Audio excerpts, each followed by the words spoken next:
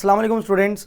आज हम matric class chemistry chapter number 4 जिसका नाम है बायोकेमिस्ट्री, उसका एक इम्पॉर्टेंट टॉपिक आपके सामने लिखा है प्रोटीन। अक्सर हम प्रोटीन की जो टर्म है उससे बहुत कॉमनली तौर पर वाकिफ़ होते हैं और बहुत जगहों पे ज़िंदगी में न्यूट्रिशन के अंदर और बायोकेमिस्ट्री में स्पेसिफ़िकली तौर पर या मेडिकल साइंसेस के अंदर इस प्रोटीन का जो है वो बड़ा नाम आता है। तो आज हम बिल्कुल बेसिक लेवल पे ही समझते हैं कि भाई ये प्रोटीन होता क्या है। तो देखिए, डेफिनेशन प्रोटीन की क्या है कि प्रोटीन एक पॉलीमर है।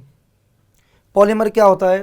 देखिए, बिल्कुल आसान अल्फाज में अगर मैं समझाऊँ ना, पॉलीमर क्या है, जैसे आपके पास तस्बीह होती है ना, तस्बीह आपकी बनती है दानों से मिलकर। अब वो जो दाना एक होता है वो कहलाता है मोनोमर। वो बहुत सारे मोनोमर्स आप मिलाएं तो आपके पास जो तस्बीह बनती है, मैं कहूँगा ये तस्बीह वो जो उसके दाने हैं, वो जो उसके मोनोमर्स हैं, उसका पॉलीमर बन चुका है। तो इसी तरह पॉलीमर प्रोटीन का क्या होता है कि आपके पास एक बेसिक मॉलिक्यूल होगा, एक इसका प्रोटीन का कोई बेसिक स्ट्रक्चर होगा, बेसिक मॉलिक्यूल होगा, वहाँ से वो मिलकर रिएक्शन करके आपस में कंबाइन होंगे, आपस में बॉन्डिंग क्रिएट करेंगे। बॉन्डिंग क्रिएट करने के बाद एक लॉन्ग चेन प्रोपेगेट करेंगे, एक वास्ट और एक बहुत बड़ा मॉलिक्यूलर स्ट्रक्चर बनेगा, तो उसको हम कहेंगे कि ये पॉलीमर है। अब लिखा हुआ है प्रोटीन क्या है? प्रोटीन एक पॉलीमर है जो सिंपल यूनिट से कंपोज हो रहा है। अच्छा, किसके सिंपल यूनिट से कंपोज हो रहा है? एमाइनो एसिड्स के। एमाइनो एसिड जब आपस में लिंक करते हैं, यानी आप समझ लें एमाइनो एसिड, आप नीचे आप उसका स्ट्रक्चर पढ़ेंगे कि भाई एमाइनो एसिड होता क्या है। वहाँ से वो मॉलिक्यूल्स आपस में लिंक करते हैं, ज्वाइन होते हैं, एक लॉन्ग चेन, एक लंबा सा स्ट्रक्चर बनाते हैं, जिसको आप क्या कह रहे होते हैं? प्रोटीन कह रहे होते हैं। देखिए, जैसे कि ये आपके पास स्ट्रक्चर आ गया भाई एमाइनो एसिड का। अब चूंकि आप ऑर्गेनिक केमिस्ट्री बहुत अच्छे से पढ़ चुके हैं, आपको ये तमाम चीज़ें मैं समझता हूँ समझ आ जानी चाहिए बहुत ही ज़्यादा अच्छे तरीके से। ठीक है भाई, देखें अमाइनो एसिड क्या है। अमाइनो एसिड में आपको सबसे पहले ये COOH यानी कार्बोनाइल ग्रुप है, ये C डबल बॉन्ड O, जहाँ पे भी कार्बन ऑक्सीजन से डबल बॉन्ड होता है, और उसके बाद यहाँ पर ये हाइड्रो ऑक्साइल ग्रुप लगा हुआ है। ये वाला जो ग्रुप है आप पढ़ के आ चुके हैं, हाइड्रो ऑक्साइल ग्रुप।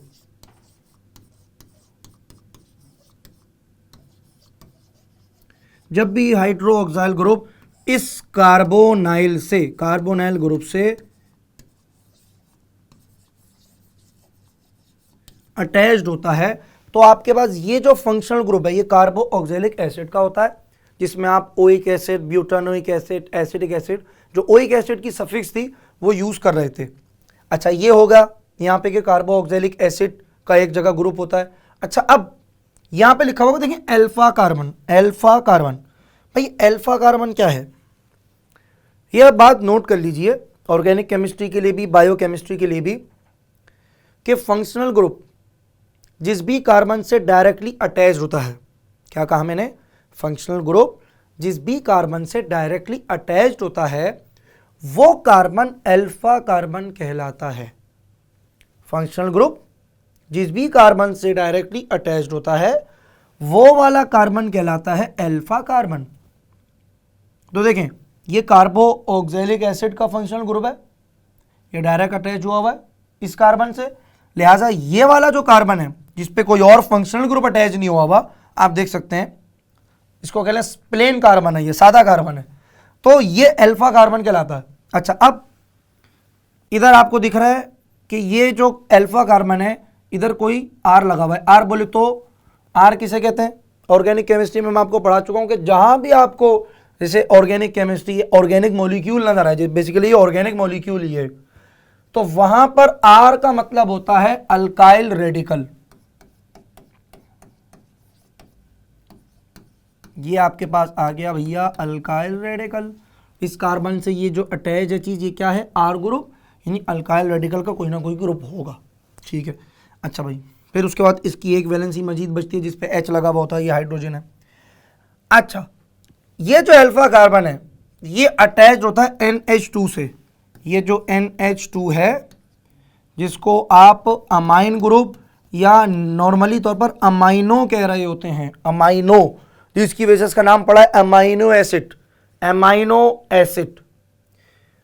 तो ये अल्फा कार्बन से ये अटैच होता है, एक जानिब अमाइन ग्रुप और एक जानिब कार्बोक्सिलिक ग्रुप। तो क्या इसकी डेफिनेशन बनेगी अमाइनो एसिड की? बिल्कुल सिंपल कि भाई बेसिकली अमाइनो एसिड एक मोनोमर है। किसका मोनोमर है? प्रोटीन का मोनोमर है। और अगर आप इसके अंदर इसके स्ट्रक्चर की वो देखें कि क्या क्या कॉम्पोजिशन है, तो स्ट्रक्चर कॉम्पोजिशन क्या है कि ऐसा आपके पास प्रोटीन का मोनोमर होता है जिसमें अल्फा कार्बन पर दो चीज़ें अटैच्ड होती हैं, एक कार्बोक्सिलिक एसिड अटैच्ड होता है, दूसरा आपके पास अमाइनो ग्रुप अटैच्ड होता है अल्फा कार्बन पर अलोंग विद दी रेडिकल। कोई सा भी रेडिकल हो सकता है अब वो, ठीक है जी। तो ये आपके पास क्या है भाई? Amino acid. ओके क्लास, सो अमाइनो एसिड के स्ट्रक्चर को समझ लेने के बाद अब सवाल सबसे बड़ा ये आता है कि भाई ये आपस में मोनोमर ज्वाइन कैसे होते हैं, लिंक कैसे होते हैं एक दूसरे से, कि एक प्रोटीन का लंबा सा स्ट्रक्चर क्रिएट करें, उसका पॉलीमर बनाएं, क्या सुई धागे से पिरोया जाएगा उनको या ग्लू से चिपका दिया जाएगा? तो उसका जवाब आपके पास है कि भाई आपके पास दो अमाइनो एसिड जिस लिंक के थ्रू या जिस बॉन्ड के थ्रू आपस में कनेक्ट होते हैं, एक दूसरे से आपस में ज्वाइंट होते हैं, वो आपके पास लिंक या वो आपके पास जो बॉन्डिंग होती है, वो फोर्स ऑफ अट्रैक्शन आपके पास कहलाती है पेप्टाइड बॉन्ड, या इसको कहते हैं पेप्टाइड लिंकेज। पेपर के पॉइंट ऑफ व्यू से इसकी डेफिनेशन बहुत इंपॉर्टेंट है भाई पेप्टाइड बॉन्ड की। तो देखिए ये एक अमाइनो एसिड है, ये दूसरा अमाइनो एसिड है। अच्छा, अब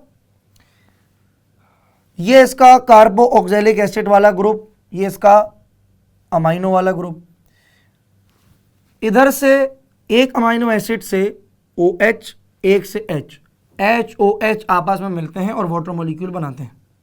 यहाँ से ये कंडेंसेशन हुई, वाटर मॉलिक्यूल रिमूव हुआ। अब यहाँ पर एक वैलेंसी फ्री है और यहाँ पर ये जो कार्बन है चूंकि OH चले गया यहाँ से, इस लिहाजा इसके बाद भी एक वैलेंसी फ्री है।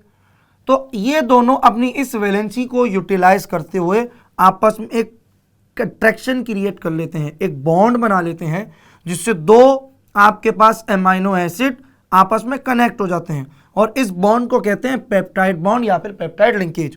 और फिर जो आपके पास मॉलिक्यूल क्रिएट हुआ इस वाटर के रिमूवल से, कि एक ने OH दिया, एक से OH निकला, एक से H रिमूव हुआ, OH कार्बोक्सिलिक एसिड से रिमूव होगा, H आपके पास अमाइनो एसिड से रिमूव होगा। अच्छा, अब इसको यहां पर कह रहे हैं डाइपेप्टाइड। डाइपेप्टाइड क्यों कह रहे हैं? देखिए, जब आपके पास फकत दो मॉलिक्यूल्स होंगे ना, दो अमाइनो एसिड्स कनेक्ट होंगे, तो इसलिए उसके लिए प्रीफिक्स यूज की जाएगी डाई की। तीन होंगे, यहां से तीसरा करेंगे आप ट्राई की, फिर ऐसे एंड सो ऑन। बहुत सारे होते हैं तो फिर हम ये डाई ट्राई के चक्कर में नहीं पड़ते, हम कहते हैं डायरेक्ट कि भाई ये पॉलीपेप्टाइड लिंकेज है, कि बहुत सारे अमाइनो एसिड आपस में लिंक हुए हैं। तो ये आपके पास प्रोटीन के अंदर उसका स्ट्रक्चर आ गया, उसकी डेफिनेशन, और फिर पेप्टाइड बॉन्ड। ओके क्लास, तो आपके पास प्रोटीन के टॉपिक में बिल्कुल उसका जो सबसे आखिरी सब टॉपिक है कि प्रोटीन के यूजेस क्या क्या हैं। तो बहुत सारे यूजेस हैं, बट बहुत कम, यानी हम मतलब अपने सिलेबस के एतबार से जो हमारे पास यूजेस हैं वो ये कुछ 5 यूजेस आपके सामने लिखे हैं कि प्रोटीन आपके मसल्स की रिपेयरिंग में काम आता है, बहुत सारी एंजाइम्स जो बॉडी के अंदर फंक्शन कर रही हैं, बहुत इंपॉर्टेंट फंक्शन कर रही हैं, उसके केमिकल रिएक्शन में बहुत ज़्यादा काम आएगा। हार्मोन्स और जितने भी फिजियोलॉजिकल चेंजेस बॉडी में आ रहे हैं प्रोटीन का, उनमें बहुत क्रूशियल रोल है। इसी तरह एंटीबॉडीज़ जो आपका इम्यून सिस्टम क्रिएट करता है बॉडी को डिफेंस करने के लिए, तमाम तरीके की जो आप कह लें कि बॉडी पर अटैक होगा और बॉडी को नुकसान पहुंचाएगा, वो फीवर की सूरत में हो, वो वायरल और बैक्टीरियल डिजीज़ की सूरत में हो, वो किसी भी सूरत में हो, बॉडी का अगर एक नेगेटिव फंक्शन होगा तो उसको रोकने के लिए इम्यून सिस्टम एंटीबॉडीज़ क्रिएट करेगा और उसमें प्रोटीन का बहुत बड़ा किरदार है। इसी तरह ब्लड की प्रॉपर ट्रांसपोर्टेशन के लिए, प्रॉपर उसकी ऑक्सीजनेशन के लिए, आपकी प्रॉपर सर्कुलेशन के लिए प्रोटीन बहुत ज़्यादा इंपॉर्टेंट है।